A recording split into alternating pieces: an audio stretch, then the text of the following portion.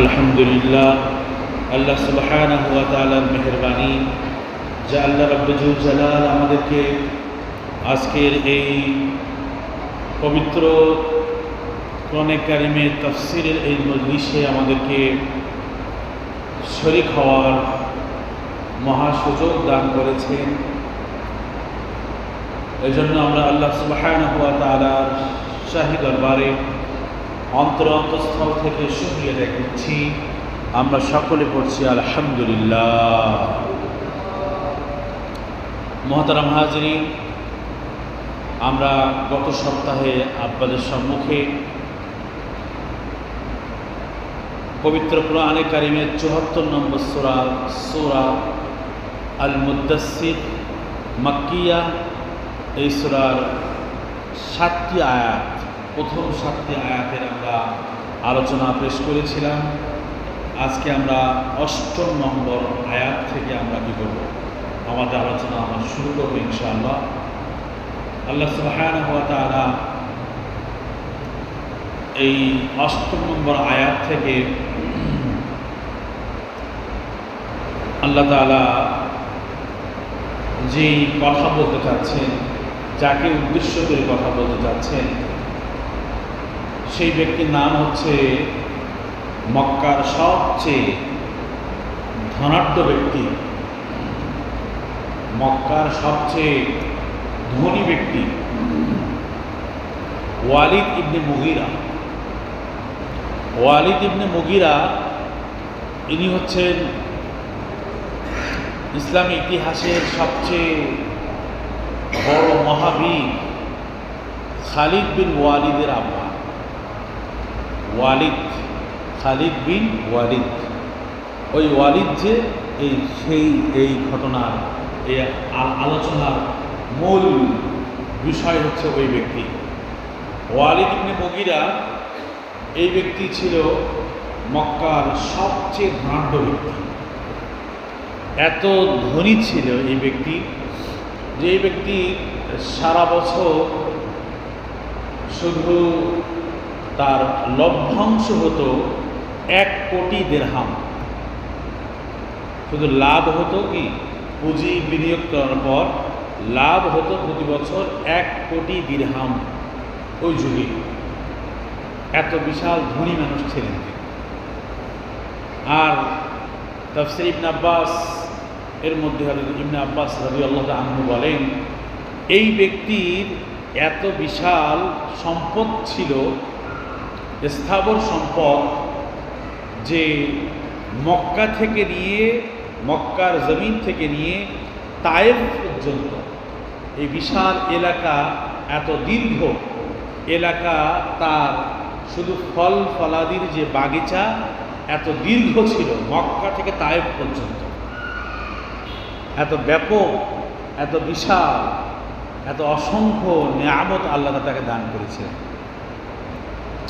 শুধু তাই নয়, তার 10 জন উপযুক্ত সন্তান ছিল। তার মধ্যে একজন হচ্ছে খালিদ বিন ওয়ালিদ, যে ইসলাম গ্রহণ করে ইসলামের মহাবীর।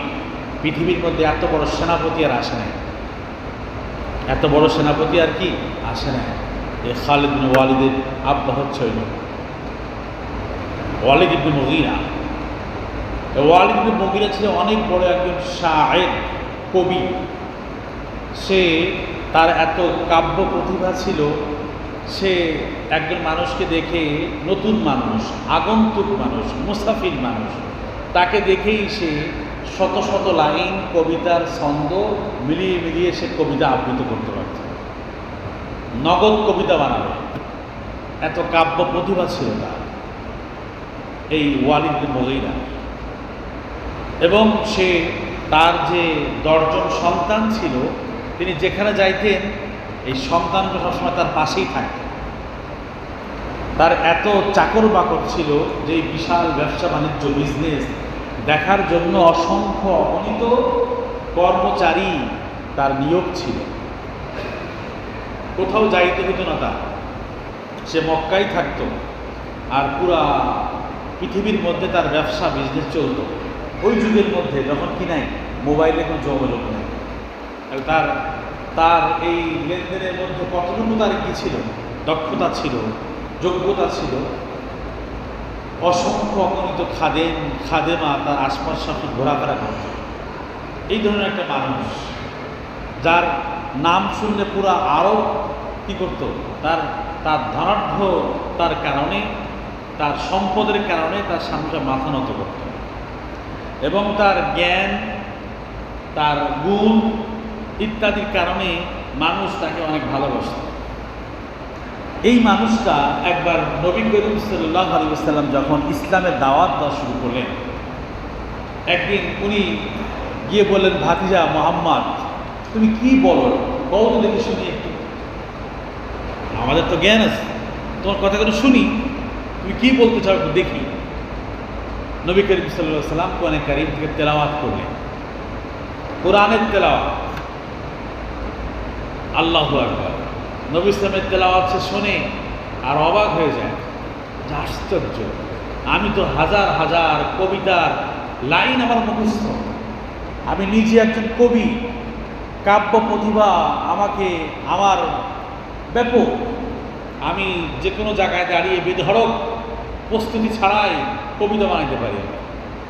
কিন্তু মুহাম্মদ কি বলছে না, আশ্চর্য, এত সুন্দর তার ছন্দমিল, অন্তমিল, তার প্রত্যেকটা কথার মধ্যে কত গভীর অর্থবোধক এবং জীবনের সাথে কত জীবন ঘনিষ্ঠ, অনেক কোনো কল্পনা নয়। কবিরা কবিতা বানায় অনেক কল্পনা, স্বপ্নে ওড়ে, ঠিক আছে না, ওই উঠতেছে, কি লিখতেছে না লিখতেছে কোনো কি নেই, বাস্তবতার সাথে সম্পর্ক কম।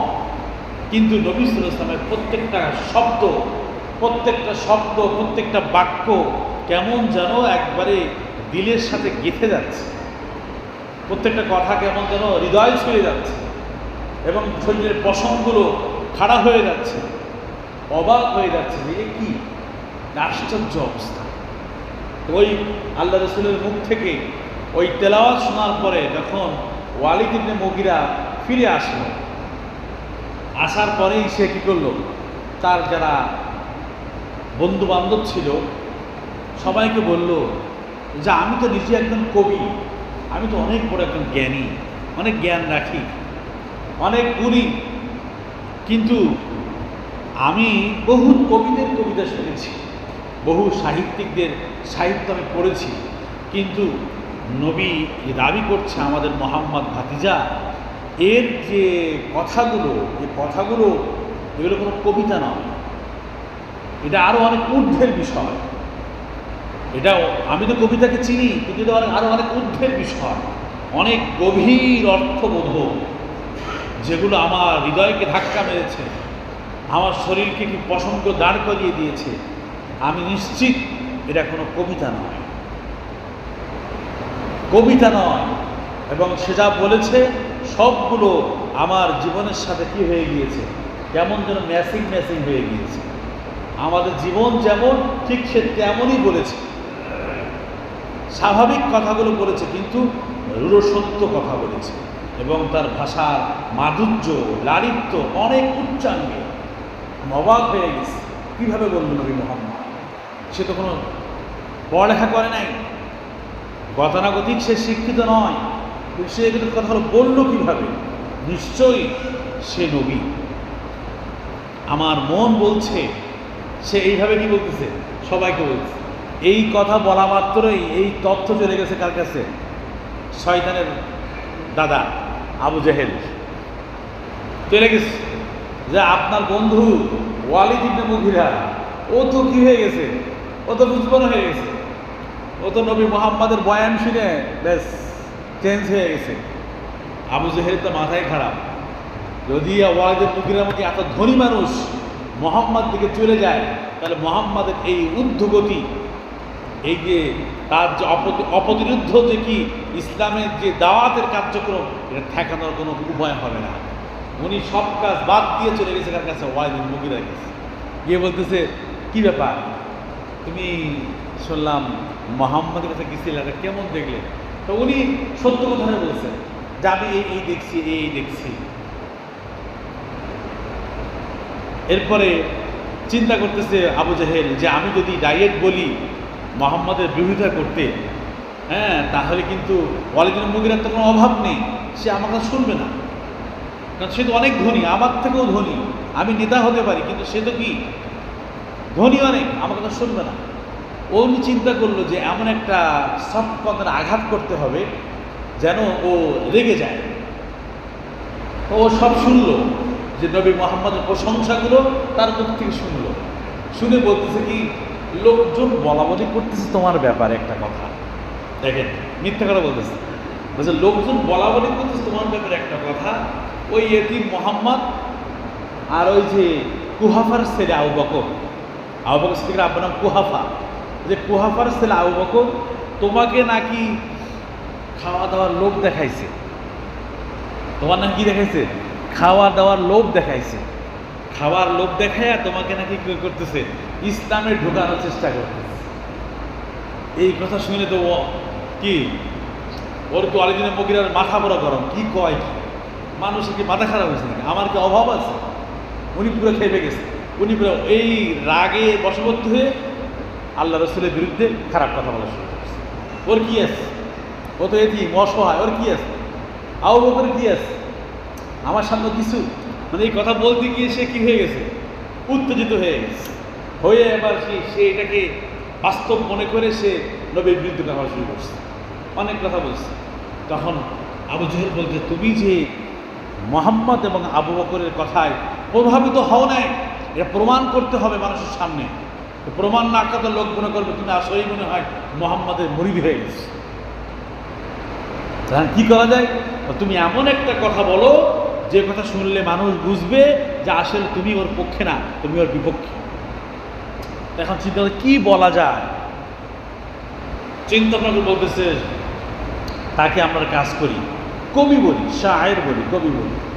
চিন্তা করছে না, কবি তো বলা যাচ্ছে না, কবিতা তো আমার চিনি জানি না, আমি একজন কবি, আমি তাকে কবি কীভাবে বলি, না এটা বলাটা ঠিক হবে না, এটা বিবেক মানতেছে না, তাহলে কি বলা যায়, তাহলে আমরা কাহেন বলতে পারি, জ্যোতিষী বলতে পারি, আমরা কাহেন, তারকা গণনা করে, এই কাহেন বলতে পারি আমরা,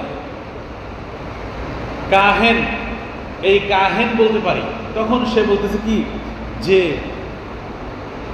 আমাদের আশপাশে তো অনেক কাহেন আছে, কিন্তু নবী মুহাম্মদকে তো কাহেন বলা ঠিক না, জ্যোতিষী বলা ঠিক না। কেন? নবী মুহাম্মদকে আমরা এই নবুয়তের আগেই বলেছিলাম আল আমিন, চিরসত্যবাদী, আর এই জ্যোতিষীগুলো তো মিথ্যার ডিপো, কথা কি করে, মিথ্যা বানায় বানায় বলে, হাত গণনা করে, মিথ্যা বলে। নবী মুহাম্মদ তো কখনো মিথ্যা বলে না, তাহলে কাহেনও বলা যাচ্ছে না, তাহলে কি বলা যায়? অনেক চিন্তা ভাবনা করে বলতেছে একটা কাজ করা যেতে পারে। তার এই কথাগুলো শুনলে মানুষ মূর্তি পূজাকে ছেড়ে দিয়ে এক আল্লাহর ইবাদতকারী হয়ে যায়। তার কথাগুলো শুনলে জালেম তওবা করে ফিরে আসে, তার কথা শুনলে জাহেল মূর্খ মানুষ আলেম হয়ে যায়, জ্ঞানী হয়ে যায়। তার কথাগুলো শুনলে একজন পিতামাতার প্রতি অফিসারকারী ব্যক্তি পিতামাতার ভালো ব্যবহার করে। তো এই যে পরিবর্তন, এই পরিবর্তন তো যেই সেই ব্যাপার নয়, এর মধ্যে অনেক কি আছে, অনেক ব্যাপার আছে। তাহলে এটা কাজ করা যেতে পারে। আমরা নবী মুহাম্মদকে জাদুকর বলি, তার জাদুর মাধ্যমে মানুষ মূর্তি পূজা থেকে আল্লাহর ইবাদতকারী হয়ে যাচ্ছে, আল্লাহ দ্রোহী ব্যক্তি আল্লাহওয়ালা হয়ে যাচ্ছে। এই ব্যক্তি তো জাদু, এই কথাটা আমরা বলতে পারি। তখন ওয়ালিদ ইবনে মুগীরা বললেন, হ্যাঁ এই কথাই বেশি গুরুত্বপূর্ণ, এটাই হতে পারে, এটাই কি হতে পারে। তখন তারা কি করলো, এই কথাকেই প্রচার শুরু করে। কিন্তু এই যে ওই যে সামান্য একটা হিট, ওই হিটের কারণে সে কি হয়ে গেল, বিরুদ্ধ হয়ে গেল, এবং সে নবী মুহাম্মদের বিরুদ্ধে কুৎসা রটনা শুরু করে দিল, এবং হক জানার পরেও সে মুখ ফিরিয়ে নিল এবং হকের বিরুদ্ধে কাজ শুরু করে দিল, এবং হককে নিশ্চিহ্ন করার জন্য সে সর্বাত্মক তার অর্থ দিয়ে, তার লোকবল দিয়ে, জনবল দিয়ে, সব দিয়ে সে কি চেষ্টা করতে লাগে। আল্লাহ তাআলা এই ওয়ালিদ ইবনে মুগীরা ঘোষণা করলেন যে এই জাহান্নামী, কি ঘোষণা করলেন, জাহান্নামী। এ জেনে শুনে সে কি করছে, ওই জাহান্নামকে কি করেছে, জাহান্নামের পথকে বেছে নিয়েছে। আল্লাহ বলছেন সেই হলো সাকর। সাকর নামে জাহান্নামে কি করবে, প্রবেশ করবে। সাকর, সাকর কি আল্লাহ এখানে কি করবেন, উল্লেখ করবেন। আল্লাহ সুবহানাহু ওয়া তাআলা বলেন ফাইদা নুকিরা ফিন নাকুর, সুতরাং যখন নুকিরা ফুৎকার দেওয়া হবে, ফিন নাকুর সিংগায়, যখন সিংগায় ফুৎকার দেওয়া হবে। এই যে ফুৎকারটা, এটা তাফসীরের মধ্যে উল্লেখ করা হয়েছে, এটা দ্বিতীয় ফুৎকার। কোন ফুৎকার? দ্বিতীয় ফুৎকার, যখন মানুষ জীবিত হয়ে কিয়ামতের ময়দানের দিকে ছুটতে থাকবে, ওই দ্বিতীয় ফুৎকার। ফুৎকার দেয়, ফুৎকার যে দেওয়া হয় সিংগা, আল্লাহ সুবহানাহু ওয়া তাআলা প্রথমে একটা সিংগা বানালেন। সিংগা বানানোর পরে ওই সিংগার মধ্যে এই পৃথিবীর যত মানুষ আসবে ওই মানুষ পরিমাণ ছিদ্র করে দিয়েছে। ঠিক আছে না? ওই ছিদ্র করে দিয়েছে, মানে যখন একটা মানুষের জান বের হয়ে যায় তখন ওই ছিদ্র থেকে তার জানটা কিন্তু বাইরে হয়ে যায়। তাফসীরের মধ্যে উল্লেখ করছে ওই সিংগার মধ্যে প্রত্যেকটা ব্যক্তির নামে একটা করে কি আছে, ছিদ্র আছে।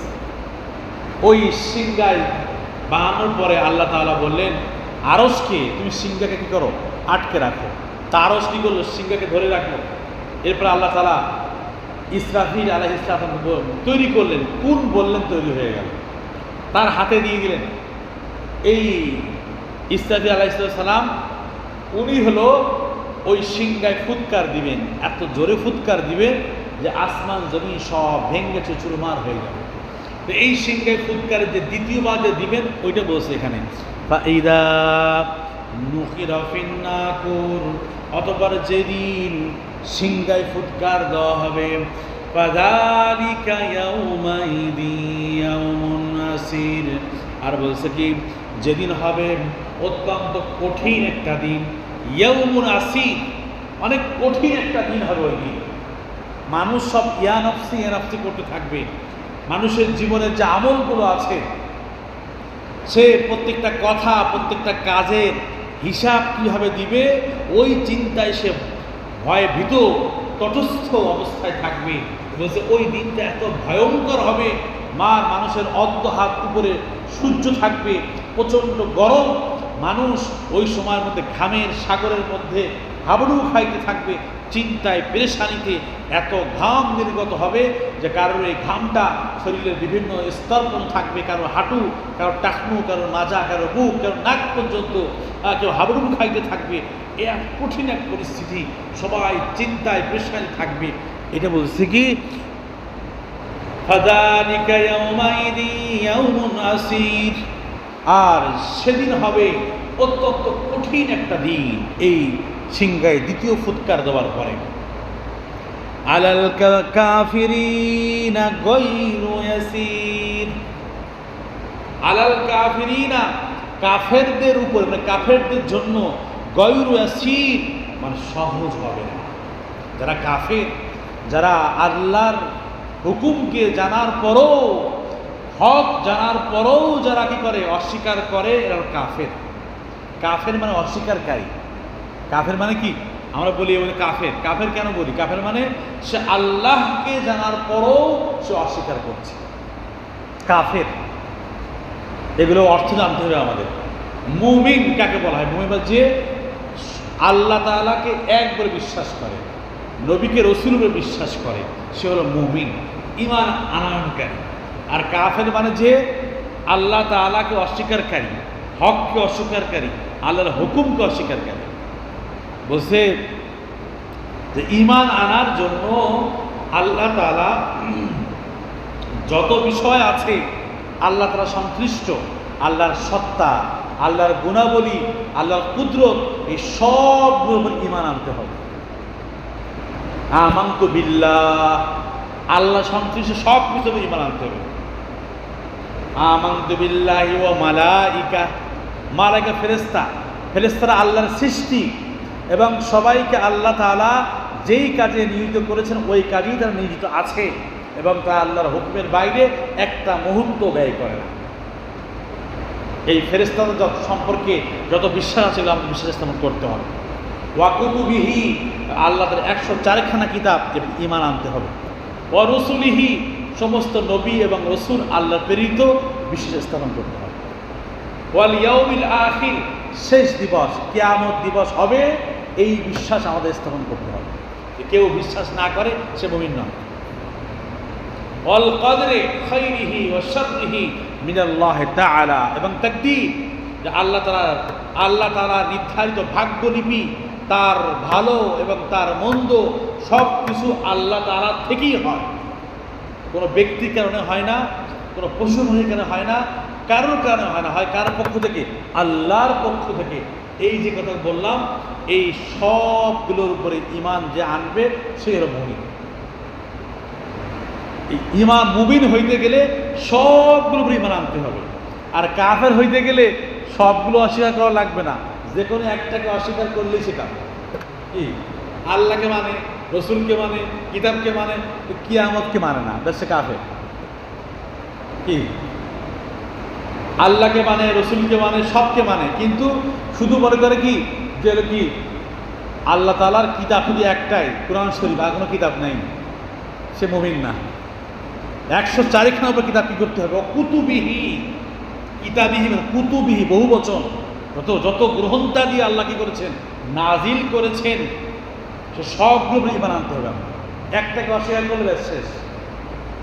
এইরকম যে কাফের হওয়ার জন্য আপনার কি সবগুলো অস্বীকার করা জরুরি না, যে কোনো একটা সামান্য একটা বিষয়কে অস্বীকার করলে সে কাফের। এই কথাটা আমাদের বুঝতে হবে। ঈমান এবং কুফর এটা বর্তমান সময় অনেক গুরুত্বপূর্ণ একটা টপিক আলোচনা। এই জন্য আমাদেরকে কি এই বিষয়টা জানতে হবে যে কোন কাজ করলে মানুষের ঈমান নষ্ট হয়ে যায়। আমরা ওযু নষ্ট হয় কোন কারণে জানি, যে কোন কোন কাজ করলে ওযু নষ্ট হয়ে যায়, কোন কোন কাজ করলে গোসল নষ্ট হয়ে যায়, কোন কোন কাজ করলে নামাজ নষ্ট হয়ে যায়, কোন কোন কাজ করলে রোজা ভেঙে যায় আমরা জানি। তো কোন কোন কাজ করলে ঈমান নষ্ট হয়ে যায় আমরা জানি। জানতে হবে, এটা বুঝিও না। এমন এমন কথা বলে ফেলি, এমন কাজ করে ফেলি যে আমাদের ঈমান আর নাই, ঈমান আর নাই, অথচ আমাদের খবরই নেই। তা বলতেছে কি আল্লাহ তাআলা বলছেন, আলাল কাফিরিনা গায়রু ইয়াসির, কিয়ামতের ওই কঠিন দিন কাফেরদের জন্য সহজ হবে না, কাফেরদের জন্য সহজ হবে না। তাইলে এর বিপরীত সাইড মুমিনদের জন্য কি হবে বলেন দেখি? কাফেরদের জন্য সহজ হবে না, তাহলে মুমিনদের জন্য কি হবে? সহজ হবে। কি হবে? তার বিপরীত কি হবে? মুমিনদের জন্য আল্লাহ তাআলা সহজ করে দেবেন। সুবহানাল্লাহ।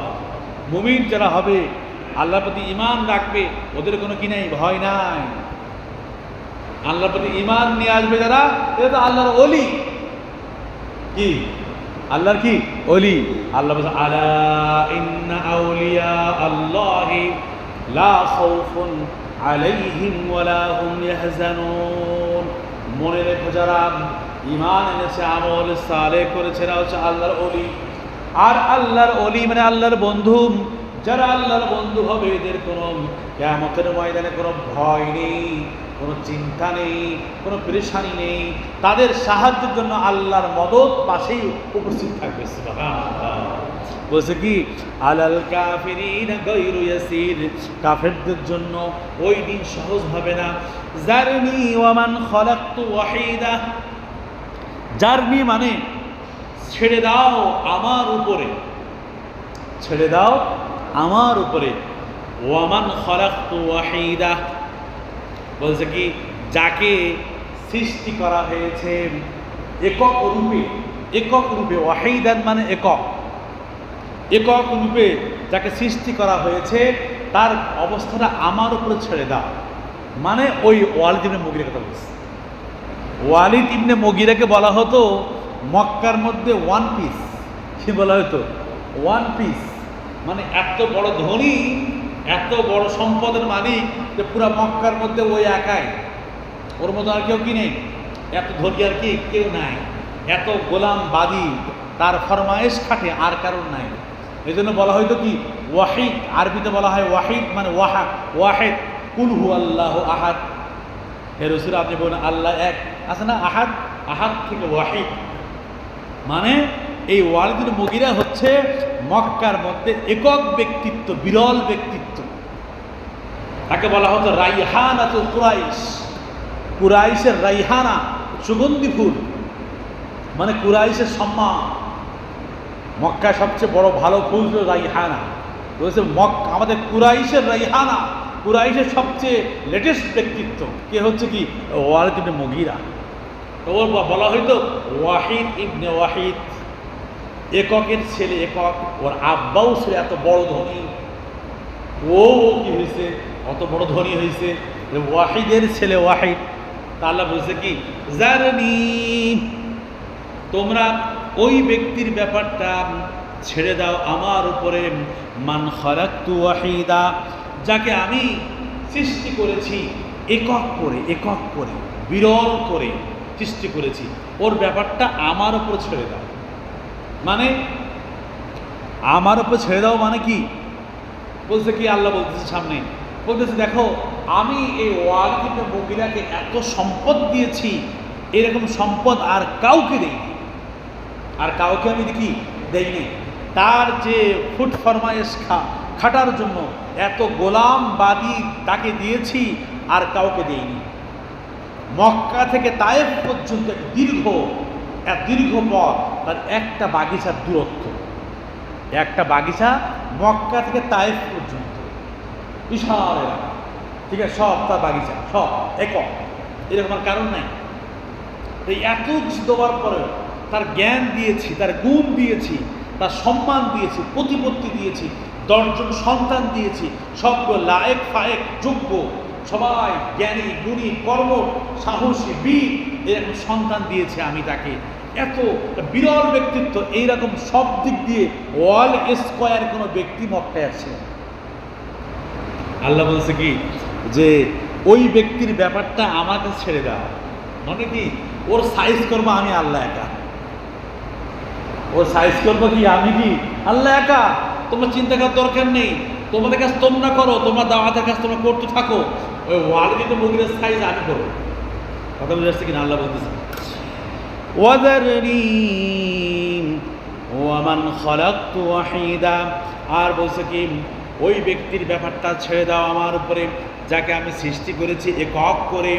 ওয়াজআলতু লাহু মালাম মামদুদা, বলছে কি যে আমি তাকে দান করেছি মালান সম্পদ, মামদুদা মানে দীর্ঘ দূর দূরান্ত পর্যন্ত তার সম্পদ আমি দান করেছি। আল্লাহ বলতেছেন তার কি কি নিয়ামত আমি দিয়েছি, আল্লাহ উল্লেখ করতেছেন যে আমি তাকে দিয়েছি দূর দূরান্ত পর্যন্ত বিস্তৃত এক বিশাল ধনভাণ্ডার, ধন সম্পদ তাকে আমি দান করেছি। ওয়াবানিনা শুহুদাম, বানিন মানে সন্তানাদি, তার 10 জন সন্তান ছিল। কয়জন সন্তান বলেন? 10 জন। তার মধ্যে থেকে 3 জন ইতিহাস 3 জন ইসলাম গ্রহণ করেন। তার মধ্যে একজন হচ্ছে খালিদ বিন ওয়ালিদ, নাম শুনছেন? খালিদ বিন ওয়ালিদের নাম শুনে মুসলমানের আছে নাকি?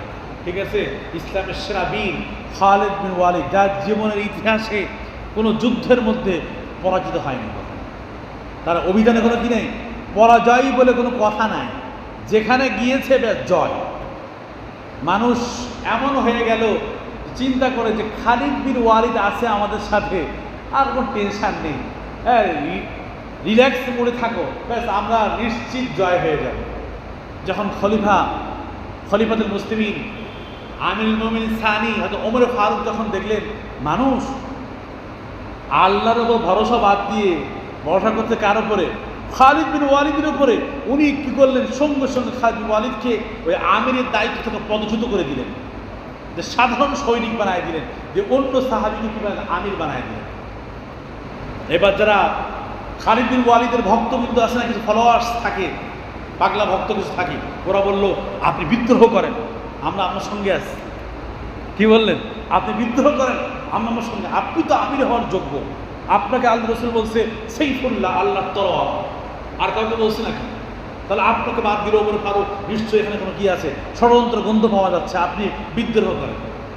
খালিদ বিন ওয়ালিদ তো জ্ঞানী মানুষ, বুঝলেন না? এই পামে আর ফোরে নাই, উনি কি বলেন নাই, পামে ফোরেন নাই, বলছে আমি এখানে ইসলামের খেদমত করতে আসছি, আমাদের আমির হচ্ছে ওমর ফারুক, তিনি আমাকে উপযুক্ত, যতদিন উপযুক্ত মনে করেছেন আমাকে আমিরের এই দায়িত্বের এই চেয়ারে বসিয়ে রেখেছিলেন, এখন তিনি উপযুক্ত মনে করছেন না বা অন্য কিছুর মধ্যে ভালাই কল্যাণ দেখছেন, আমাকে সাধারণ সৈনিক বানিয়েছেন, আমি সাধারণ সৈনিক হয়ে ইসলামে খেদমত করব।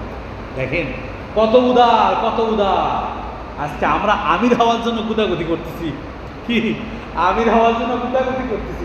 আর সাহাবা কেরামের অবস্থা কি ছিল, যে খালিদ বিন ওয়ালিদকে সবাই ঘোষণা করতো, সব সাহাবা কেরাম তার পক্ষে যেত, সবাই দেখতেছে খালিদ বিন ওয়ালিদ যেখানে যায় বিজয়।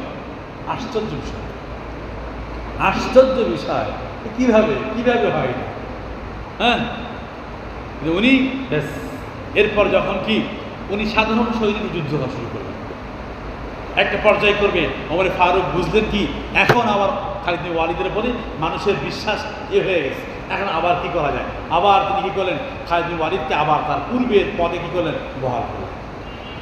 এই খালিদ বিন ওয়ালিদ মৃত্যুবরণ করছে বিছানায়, বাড়ির বিছানায়। যখন তিনি মৃত্যুবরণ করতেছে তখন কাঁদতেছে আর বলতেছে, হায় হায় হায় হায়, আমি শহীদ হওয়ার জন্য রণাঙ্গন থেকে এক রণাঙ্গন থেকে আর এক রণাঙ্গনে আমি কি করেছি, ঘুরে বেরিয়েছি শহীদ হবো আল্লাহর রাস্তায়, আমার জীবনটা আমি আল্লাহর কাছে দিয়ে দেবো, কিন্তু আমার মৃত্যু হয় নাই। মৃত্যু হয়েছে কোথায়? এই বার্ধক্য বৃদ্ধ বয়সে ঘরের বিছানায় বসে মৃত্যু হয়েছে। ঠিক আছে না? হায়াতের মালিক কে বলেন দেখি, মৌতের মালিক কে? আল্লাহ। মনে করি হ্যাঁ জিহাদ করলে মরেই দেবো আমি, না, আমার যখন মৃত্যু থাকে মৃত্যু হবে। এই জন্যই মুসলমানরা কখনো কি হয় না, মৌতকে ভয় করে। মুসলমানরা কি মৌতকে ভয় না। আবার মৌত ওখানে লেখা থাকে কেউ ঠেকাতে পারবে না, আর যে মৌত না থাকে কেউ হওয়াইতে পারবে না। ঠিক আছে না? এই হলো সাহাবা কেরামের কি আগে। এই খালিদ বিন ওয়ালিদের আব্বা হচ্ছে কি ওয়ালিদ বিন মুগিরা, তার ব্যাপারে আল্লাহ বলতেছে কি, তাকে আমি এমন সন্তান দিয়েছিলাম যে সন্তানগুলো সদা হাজির। সদা কি হাজির। সন্তান পিতামাতার সামনে থাকা এটা পৃথিবীর সবচেয়ে বড় নেয়ামতগুলোর মধ্যে একটা অন্যতম নেয়ামত, বুঝলেন না? সন্তান পিতামাতার সামনে থাকা। আমরা মনে করি সন্তান বড় শিক্ষিত বানাবো আর পাঠাবো আমেরিকায়, আমি তো সফল পিতা। পশু। কোরআনের দৃষ্টিটা আপনি কোনো সফল না, কিন্তু টাকার মেশিন বানাইছে না, কিছু না। আপনার বিপদে আপনি পড়ে গেলে হাত ধরার লোক নেই আপনার। ঠিক আছে না? আল্লাহ বলছেন কি, তাকে আমি নিয়ামত দিয়েছি। কেমন নিয়ামত? ও বানিনা শাহিদা, সদা উপস্থিত পুত্রগণ তাকে আমি দান করেছি। পিতার সবসময় ওই ওয়ালিদ বিন মুগিরা যখন কোনো মঞ্চে যাবে তার সঙ্গে 10 জন পুত্র একসাথে। বলেন দেখি, একটা মানুষ হাঁটতেছে তার সঙ্গে সবসময় 10 জন, সবগুলো জ্ঞানী গুণী স্মার্ট, ঠিক আছে না, সব সঙ্গে আছে। যখন কোনো মঞ্চে বসতেছে 10 জন একসঙ্গে আসতেছে, লোকজন ওই লোককে কিভাবে মূল্যায়ন করবে? কি ভাই, ইনার বিরুদ্ধে কথা বলা যাবে না, বললে 10টা লাঠি একসাথে উঠবে। কি 10টা লাঠি একসাথে কি হবে? গর্জে উঠবে, কিছু বলা যাবে না, ভয় পাবে দেখলে। ঠিক আছে না? সব কথার প্রভাব থাকবে না। উনি বলছে মানতে হবে, না মানলে খবর আছে। আল্লাহ বলছে কি, ওয়াবানিনা শুহুদা, এবং বলছে কি, তাকে আমি এমন নিয়ামত দান করেছি যে নিয়ামত হচ্ছে সবচেয়ে বড় নিয়ামতের অন্যতম হলো সদা হাজির পুত্রগণ, সন্তান সবসময় উপস্থিত থাকা। এক লোক আপনাদের যশোরের রূপ দিয়ে এখানে বাড়ি, আমি শুনেছি আমাদের মাদ্রাসার এক ওস্তাদের কাছ থেকে, তার সন্তান হলো 6 জন। তার সন্তানের প্রথম সন্তানকে খুব লেখাপড়া শিখাইছে, শেখানোর পরে সন্তান চলে গেছে বাইরে। চিন্তা করতেছে কি, যে সন্তানকে লেখাপড়া করে বাইরে পাঠিয়ে দিলাম, তা আমার বিপদে দেখবে কেনা। এই জন্য করছে কি, বাকি যে 5 সন্তান আছে ম্যাট্রিক পাস করে আর পড়াই নেই, ম্যাট্রিক পাস করে আর কি করে নেয়, পড়াই নেই। সবগুলো করছে কি, ওই দোকান বানাই দিছে, 10টা দোকান বানাই দিছে, ব্যাস এইগুলো সন্তান ওরা নিজে বানাই দিছে। সন্তানটা ব্যবসা করে, সবাই ব্যবসা করতেছে, আর নিজের বাড়ির মাঝখানে এখানে এক ছেলে, এখানে এক ছেলে, এখানে এক ছেলে, ব্যাস। কোথায় যাবা? বেশি শিক্ষিত না হলে বাইরে যাবে না, কম শিক্ষিত থাকবে, বাড়িই থাকবে। শিক্ষিত বেশি হইলেই বাইরে চলে যায়। ওর থেকে আমার সন্তানদের বাইরে গিয়ে খেদমত দেয়, তা আমি কি করলাম? এত কষ্ট করে সন্তান নামকরণ করে এই জন্য সন্তানের বাইরে গিয়ে থাকতে দেবে না। শিক্ষিত বেশি পাড়ায় নেই, অল্প শিক্ষিত হইলে বাড়িতে থাকে। ঠিক আছে না? বুদ্ধিটা খারাপ না। বর্তমান জামানায় কি আমরা কি করি? সন্তান শিক্ষিত বানাই বেশি বেশি, চলে যায় ঢাকায়, চলে যায় কোথায়? বিদেশে। আর বুড়ো বয়সে বাপ মার দেখার কোনো লোক হয় না। আল্লাহ বলছে কি, ওয়াবানিনা শুহুদাম, এবং সদা সঙ্গী পুত্রগণের নিয়ামত আমি তাকে দান করেছিলাম। ওয়ামা হাত্তু লাহু তামহিদা, এবং তার জন্য আমি দুনিয়ার সমস্ত স্বাচ্ছন্দ্য জীবনের সুব্যবস্থা আমি করে দিয়েছিলাম। যা যা দরকার একটা জীবনের, একটা লাইফ কাটানোর জন্য যা দরকার সার্বিক সব নিয়ামত, আমি সমস্ত উপকরণ আমি তাকে প্রচুর পরিমাণে দান করেছিলাম। আল্লাহ বলছেন সুম্মা ইয়াতমাউ আন আযীদা, অতঃপর সে লোভ করে আরো যেন সম্পদ বৃদ্ধি পায়। এইটুকু তো আর হচ্ছে না, বুঝলেন না? সম্পদ আরো চায়। যে ব্যক্তি থাকে কোথায়? কুড়ে ঘরে থাকে, সে চিন্তা করে একটা টিনের ঘর করতে পারতাম, ব্যাস আলহামদুলিল্লাহ, আল্লাহ অনেক সুবিধা করে। যে টিনের ঘর করে, দূর টিনের ঘরে থাকা যায়, গরম বেশি, একটা ছাদ দিলে ভালো হবে। এবার ছাদ দিয়ে চিন্তা করে এক ছাদে কি হয়, গরম লাগে বেশি, ওপর আর একটা ছাদ দিলে ভালো হয়। 2 তলা করে 3 তলা রড রেখে রাখে, টাকা হইলেই 3 তলা দেবো, দিয়ে গোডাউন ভাড়া দিত, শেষ। ঠিক আছে না? তো বলছে কি এই লোকের অবস্থা এত সম্পদ, আল্লাহ বলতেছে কি সুম্মা ইয়াতমাউ আন আযীদা, অতঃপর সে কি করে? লোভ করে, আশা করে যেন কি তা আমি তার সম্পদকে আরো বাড়ায় দেয়, আরো বাড়ায় দেয়। কাল্লা ইন্নাহু কানা লিআয়াতিনা আনীদা, কখনো নয়, সম্পদ যা দিয়েছি আর বাড়ানো হবে না, ব্যাস শেষ, স্টপ। কেন? বলছে ইন্নাহু কানা লিআয়াতিনা আনীদা, কারণ সে হচ্ছে আমার আয়াতসমূহের শত্রু। আমার কি? আয়াতসমূহের মানে কি? এই কোরআনের শত্রু, মানে দ্বীনের শত্রু, আমার নবীর শত্রু। আর যে আমার শত্রু হবে, আমি তাকে আগে বাড়তে দেবো না। বুঝলেন নাই? আল্লাহ বলছে কাল্লা, যা বাড়ানো হয়েছে আর বাড়ানো হবে না, ব্যাস এখানেই স্টপ। কারণ সে হচ্ছে আমার নিদর্শন সমূহের বিরুদ্ধচারণকারী। কারণ সে যখন নবী মুহাম্মদের মুখ থেকে কোরআনের আয়াতসমূহ শ্রবণ করলো, সে বুঝতে গেল হক, হক জানার পরেও সে মুখ ঘুরিয়ে নিল, সে বিরুদ্ধচারণ শুরু করে দিল, নবীর বিরুদ্ধে কুৎসা শুরু করলো, বিভিন্ন কটূক্তি করতে লাগলো, মানুষকে উস্কাইতে লাগলো। সে আমার শত্রু, সে আমার কি? নবীর শত্রু, মানে আমার শত্রু। আল্লাহ বলছেন কাল্লা, কখনো নয়, আর হবে না, আর বাড়ানো হবে না। ইন্নাহু কানা লিআয়াতিনা আনীদা, সে ব্যক্তি তো আমার নিদর্শন সমূহের প্রকাশ্য উদ্ধত বিরুদ্ধচারণকারী। সাউরহিকুহু সাউদা, সাউরহিকুহু, অচিরেই আমি তাকে আরোহণ করাবো, চড়াবো। সাউদা বলছে আমি তাকে, সাউদা মানে শাস্তির পাহাড়ে। সাউদ জাহান্নামের একটা পাহাড়ের নাম।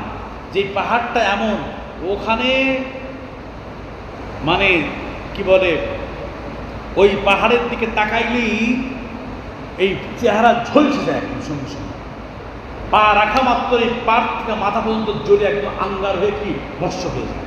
এত ভয়ঙ্কর একটা কি পাহাড়। বলছে কি অচিরেই আমি কি করব? বলছে সে তো এখন ধন সম্পদের গরমে নিজেকে ধরাকে সরা জ্ঞান করতেছে, আমি তাকে কি করব? জাহান্নামের মধ্যে, জাহান্নামের মধ্যে ওই যে সাউদ যে আছে, ওই সাউদ পাহাড়ের উপর চড়াবো আমি তাকে। আল্লাহ বলতেছে, এবার কি বলছেন? ইন্নাহু ফাক্কারা ওয়া কদ্দার, ফাকুতিলা কাইফা কদ্দার, সুম্মা কুতিলা কাইফা কদ্দার, সুম্মা নাযারা, সুম্মা আবাসা ওয়া বাসার। সে যখন আবু জেহেল যখন বলছিল, ওই যে আবু জেহেল, তুমি তোমার এরকম এরকম তোমার বিরুদ্ধে, তুমি নাকি মুহাম্মদ এবং আবু বকর তোমাকে খাইতে দেবে, খাওয়ার লোভে পড়ে তুমি কি করতেছো, এই কাজ করতেছো। ও তখন কি করলো? বিদ্রোহ শুরু করলো।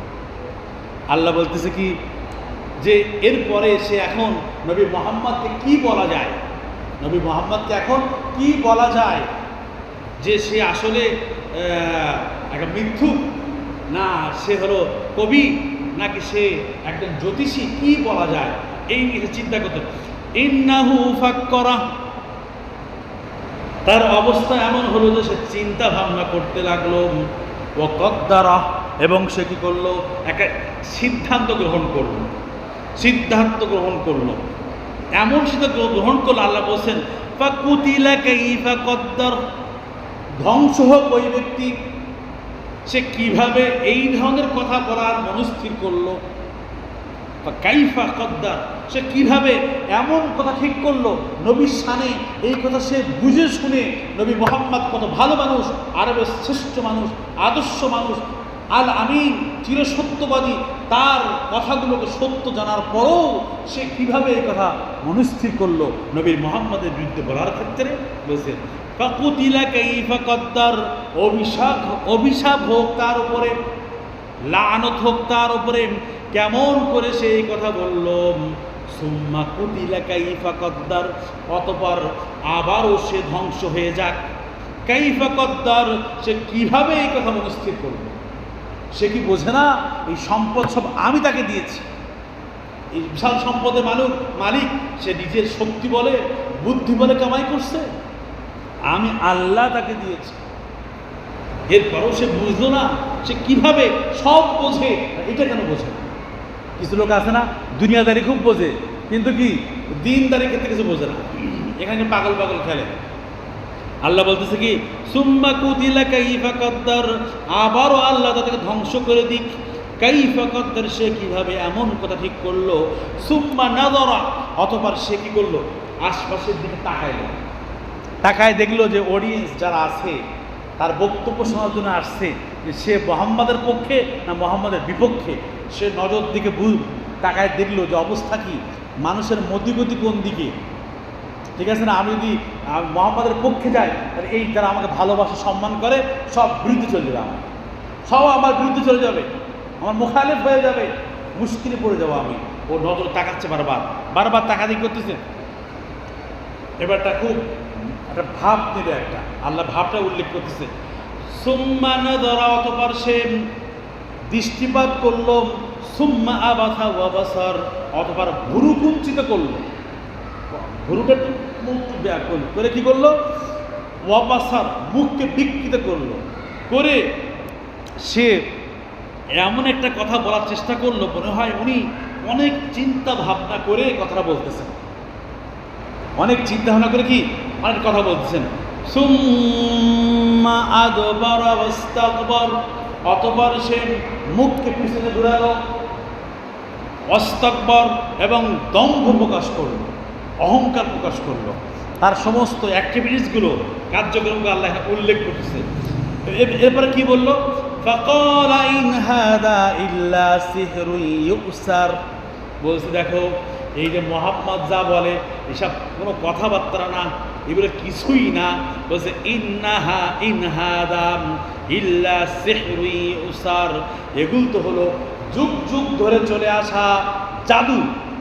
কি যুগ যুগ ধরে কি চলে আসা জাদু, এই ছাড়া আর কিছুই না। কারণ সে তো চিন্তা করে একটা কথা বলতে হবে, সেই কথা তো সমাজ গ্রহণ করতে হবে, সে একজন নেতা মানুষ। তাহলে বললো কি জাদু, কেন জাদু বললো, তার এই কথাগুলো শুনে একটা আল্লাহদ্রোহী মানুষ সে আল্লাহওয়ালা হয়ে যাচ্ছে, সে একজন পিতামাতার নাফরমান সন্তান, পিতামাতার বাধ্যগত হয়ে যাচ্ছে। একজন জালেম সে কি হয়ে যাচ্ছে, অনুতপ্ত হৃদয়ের মানুষ হয়ে যাচ্ছে। একজন জাহেল মূর্খ সে জ্ঞানী আলেম হয়ে যাচ্ছে। এই যে পরিবর্তন, এই পরিবর্তন দেখে সে বলল এটা তো একটা জাদু ছাড়া আর কিছুই না। ইন হাদা ইল্লা সিহরুন ইউসার, ইন হাদা ইল্লা কাউলুল বাশার, বলছে এগুলো তো কোনো কথাই না, আমি তো অনেক জ্ঞানী মানুষ, আমি তো অনেক বড় কবি, অনেক বড় সাহিত্যিক, মুহাম্মদের কথা শুনলাম, শুনে মনে হলো এটা মানুষের কথা, সাধারণ মানুষের কথা। ও বলছে আল্লাহর কথা, এটা ভুয়া, এগুলো ভুয়া, এটা কোনো ভিত্তি নাই, ভিত্তিহীন, এসব মানুষের কথা, এগুলো কোনো আল্লাহর কথা না, এটা মিথ্যা কথা। এই বলে সে কি করলো, এই যখন বললো আল্লাহ তাআলা সঙ্গে সঙ্গে বলতেছেন ও যা কথা, এই যে নবীকে অস্বীকার করলো, আয়াতকে অস্বীকার করলো, আল্লাহর হুকুমকে অস্বীকার করলো, এই কাজ করার সঙ্গে সঙ্গে সে কাফের, কাট্টা কাফের হয়ে গেল। আল্লাহ বলছে কি সাউসলিহি সাকর, অচিরেই আমি তাকে এই কুফরি করার কারণে সাকর নামক জাহান্নামে নিক্ষেপ করব।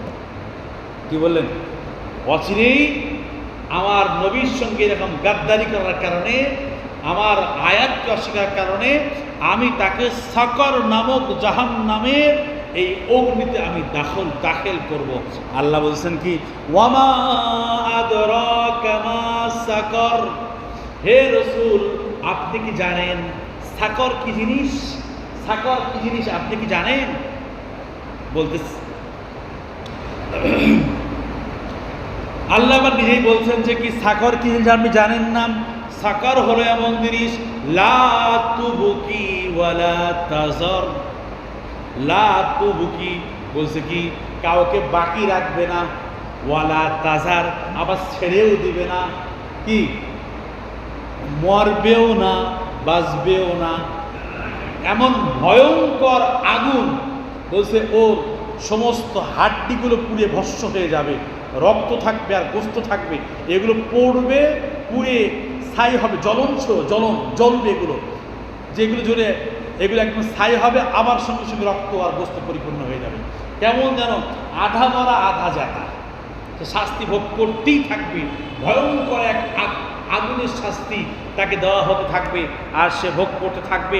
এবার বলছে কি লা তুবকি ওয়ালা তাজার, বলছে কি এই আগুন এমন আগুন যে কাউকে ছাড়বে না, সে জীবিত অবস্থায়ও থাকবে না আবার মৃত অবস্থায়ও থাকবে না, মাঝখানে থাকবে।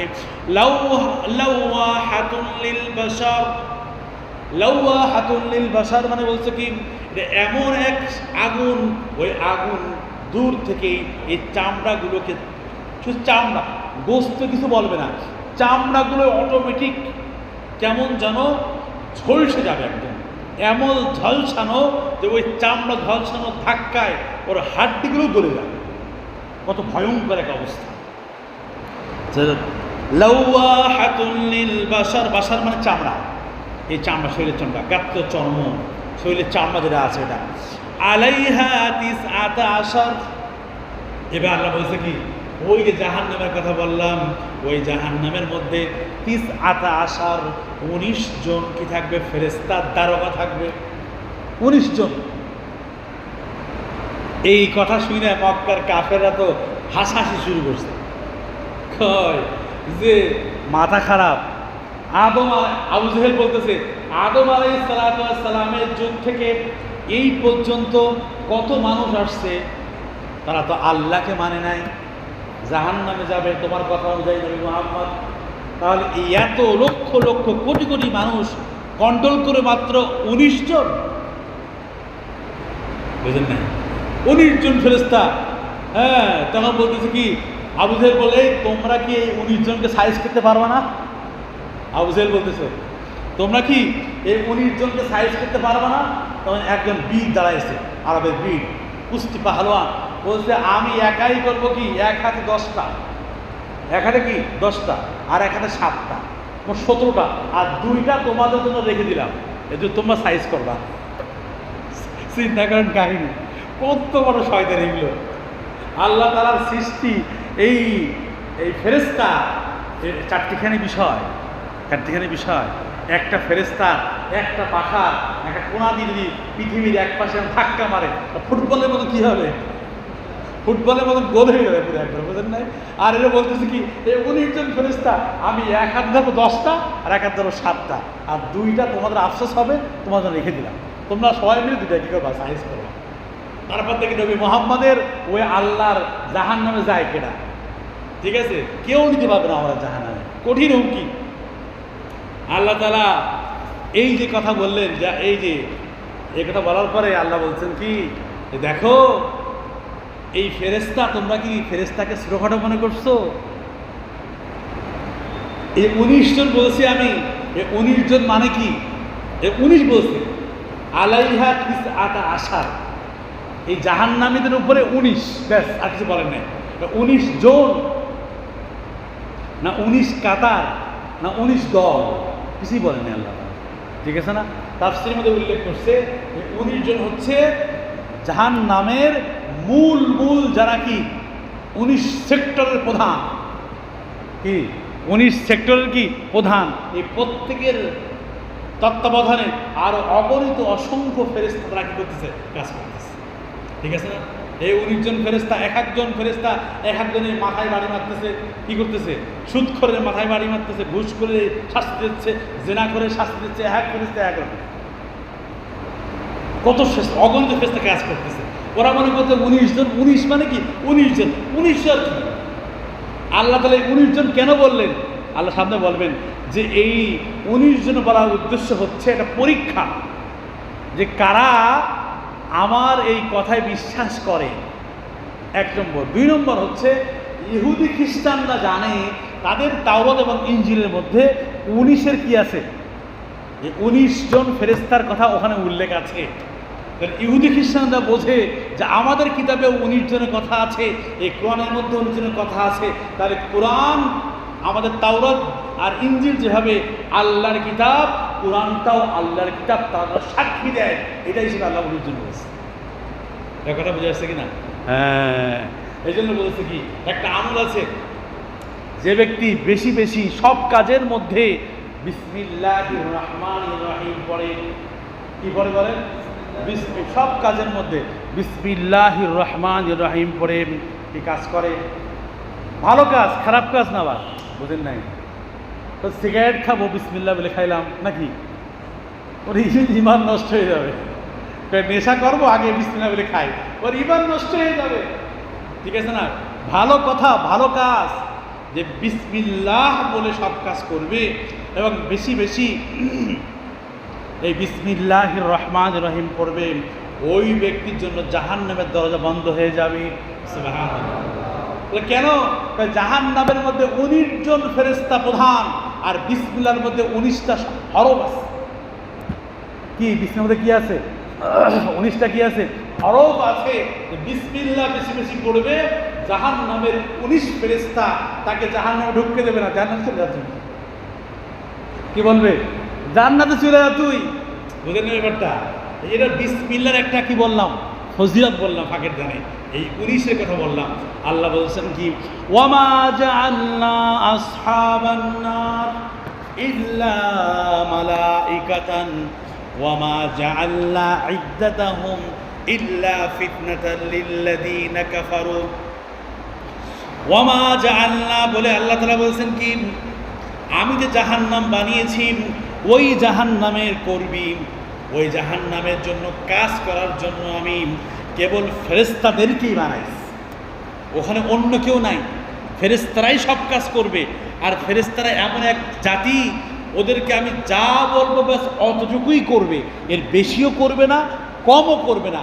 আমি যদি বলি এদেরকে এইভাবে শাস্তি দাও, শাস্তি দাও চিরস্থায়ীভাবে, ব্যাস ওইভাবেই চলতে থাকবে।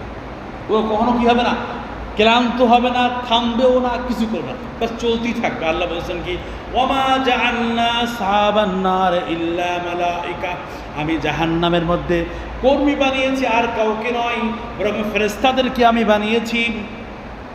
ওয়ামা জাআলনা ইদ্দাতাহুম ইল্লা ফিতনাতাল লিল্লাযীনা কাফারু, আর আমি যে তাদেরকে সংখ্যা নির্দিষ্ট করে বললাম, এই উদ্দেশ্য হচ্ছে কাফেরদেরকে পরীক্ষা করার জন্য।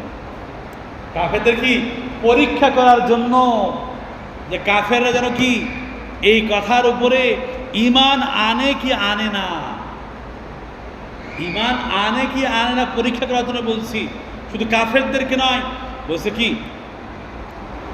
লিয়াস্তাইকিনাল্লাযীনা উতুল কিতাবা ওয়া ইয়াজদাদাল্লাযীনা আমানু ঈমানা ওয়ালা ইয়ারতাবাল্লাযীনা উতুল কিতাব ওয়াল মুমিনুন। বলছে কি, কাফেরদেরকে পরীক্ষা করার জন্য এবং যাদেরকে আমি কিতাব দিয়েছি ওদের বিশ্বাস, দৃঢ় বিশ্বাস যেন জন্মায়। ওই ইহুদি এবং খ্রিস্টান যাদের কিতাবের মধ্যে কি আছে, 19-এর সংখ্যার কথা আছে, তারাও যেন বিশ্বাস করে যে আসলে এই কোরআন তো সত্য। তারপরে কি, এরপর বলছে ওয়ায়াজদাদাল্লাযীনা আমানু ঈমানান, এবং সেই সঙ্গে সঙ্গে যারা ঈমান এনেছেন ওদের ঈমানকে আরো বৃদ্ধি করার জন্য ওয়ালা ইয়ারতাবাল্লাযীনা উতুল কিতাবা ওয়াল মুমিনুন, এবং যেন যারা ঈমান এনেছেন মুমিনগণ এবং যারা কিতাবধারী ইহুদি খ্রিস্টান যারা আছে এরা যেন সন্দেহে নিপতিত না হয়। সন্দেহে কি হয়? নিপতিত না হয়। এই জন্য আমি সংখ্যাকে উল্লেখ করেছি। ওয়ালিয়াকুলাল্লাযীনা ফী কুলুবিহিম মারাদুন, এবং যাদের অন্তরের মধ্যে ব্যাধি আছে, কাদের অন্তরের মধ্যে ব্যাধি আছে স্পষ্ট হয়ে যায়। ওয়াল কাফিরুনা মাযা আরাদাল্লাহু বিহাযা মাসালাম, আর বলছে কি যারা কাফের তারা যেন কি বলে, এই ধরনের 19 সংখ্যা বলে আল্লাহ তাআলার কি উদ্দেশ্য, আল্লাহ কি বুঝাতে চাইতেছেন। আল্লাহ বলতেছেন কি কাযালিকা ইউদিল্লুল্লাহু মান ইয়াশা, অনুরূপভাবে আল্লাহ তাআলা যাকে চান তাকে করেন গোমরাহ করে দেন। ওয়া ইয়াহদি মান ইয়াশা, আর যাকে চান তাকে হেদায়েত দান করেন। ওয়া মা ইয়ালামু জুনুদা রাব্বিকা ইল্লা হুয়া, আর তোমার প্রতিপালকের বাহিনী সম্পর্কে তোমার প্রতিপালকই ভালো জানে, তোমরা জানো না। তোমরা মনে করছো 19 জন ফেরেশতা কি করবে? তুমি জানো একজন ফেরেশতার কত ক্ষমতা? এক ফেরেশতা, এমন এক ফেরেশতা হিসকাইল ফেরেশতা, তার কাঁধ হচ্ছে আল্লাহর আরশের সাথে আর পায়ের তলা হচ্ছে 7 তবক জমিনের সাথে। এত দীর্ঘদেহী ফেরেশতাকে আল্লাহ তৈরি করেছেন। সুবহানাল্লাহ, বুঝেন নাই? ফেরেশতার গায়ে কত শক্তি! এক বাঁশির মধ্যে সিংহের মধ্যে ফুৎকার দেবে, তার ফুর এত পাওয়ার, পুরো আসমান জমিন সব ভেঙ্গে রেজা টুকরা হয়ে যাবে। এই এত শক্তি এক ফেরেশতা। তুমি কি ভাবছো লূত আলাইহিস সালামের কওমের সামান্য একটা জায়গাকে কি করছে? এই পাখার এক কোণা দিয়ে উঁচু করে নিয়ে একটা আসমান মধ্যে তুলে উল্টাকে ফেলা যায়। তুমি এক ফেরেশতাকে তুমি কি ভাবছো? ফেরেশতার শক্তিকে তুমি ছোট মনে করছো? আল্লাহ বলতেছে কি, আরে ওয়ামা ইয়ালামু জুনুদা রাব্বিকা ইল্লা হুয়া, আর তোমার প্রতিপালকের বাহিনী সম্পর্কে তোমরা কেউ জানো না এক আল্লাহ ছাড়া। আর আল্লাহ ছাড়া কি কেউ জানে না। আল্লাহ বলছেন কি, বাস ওয়ামা হিয়া ইল্লা যিকরা লিল বাশার, বলছে এই কোরআন এটা হচ্ছে মানব জাতির জন্য শুধুমাত্র উপদেশ। ব্যাস, এখন উপদেশ যে গ্রহণ করবে সে হেদায়েত পেয়ে গেল, আর যে উপদেশ গ্রহণ করবে সে কি হয়ে গেল? গোমরা হয়ে ধ্বংস হয়ে গেল। এখন তোমার ইচ্ছা, তোমার সিদ্ধান্ত, তুমি কি হেদায়েতের পথকে গ্রহণ করবা না গোমরাহির পথকে গ্রহণ করে আল্লাহর হুকুমকে, আল্লাহর নির্দেশনাকে, নবীর শিক্ষাকে মুখ ফিরাই গিয়ে তুমি কি করবা? জাহান্নাম দিকে যাইবা, সাকরের দিকে যাইবা, সাউদ পাহাড়ে উঠবা। তোমার চিন্তা এটা হচ্ছে কি আল্লাহ তাআলা আর কিছু বলবেন না। তোমার নসিহাতের জন্য আল্লাহ এই কথাগুলো বললেন। আল আকিলু তাকফিহিল ইশারা, বুদ্ধিমানের জন্য ইশারাই যথেষ্ট। কি বুদ্ধিমানের জন্য কি ইশারাই যথেষ্ট। সুতরাং এখন তুমি সিদ্ধান্ত নাও, তুমি কি হেদায়েতের পথে চলবা না গোমরাহির পথে চলবা। দেখো ধনাঢ্য ওই ওয়ালিদ ইবনে মুগিরার ধ্বংস কিভাবে হচ্ছে, সে কিভাবে ধ্বংস হয়ে গেল। তার থেকে শিক্ষা গ্রহণ করো। হে সম্পদের মালিক, হে প্রভাব প্রতিপত্তির মালিক, হে অর্থ সম্পদের মালিক, হে অনেক সন্তানের মালিক, তোমরা কি শিক্ষা গ্রহণ করো, করে তোমরা তোমাদের জীবনের লক্ষ্যকে স্থির করো, তোমার টার্গেটকে ঠিক করো। তোমার এই জীবন অল্প সময়ের জিন্দগি, তোমার জীবনের পরে এই মৃত্যুর পরে এক লম্বা জিন্দগি আসতেছে, যা শুরু হবে শেষ হবে না। সেখানে এই দুনিয়ার প্রত্যেকটা কথা কাজের পাই করে হিসাব দেওয়া লাগবে, যে কি প্রত্যেকটা নিঃশ্বাস তুমি কোন কাজে ব্যয় করেছো সব হিসাব দেওয়া লাগবে। তুমি সেই দিনের প্রস্তুতি গ্রহণ করো, যে প্রস্তুতি গ্রহণ করতে পারো তুমি সফল হবে। তোমার জন্য এই কোরআন হবে নসিহত, এই কোরআন হবে তোমার জন্য ফলদায়ক। আর যদি তুমি এগুলো না করো তোমার জীবন ধ্বংস হয়ে যাবে। আল্লাহ তাআলা আমাদের সবাইকে এই কথাগুলো বুঝার, মানার এবং এই আলোকে আমাদের জীবনকে গঠন করার তৌফিক দান করেন। ওয়া আখিরু দাওয়ানা আলহামদুলিল্লাহি রাব্বিল আলামিন।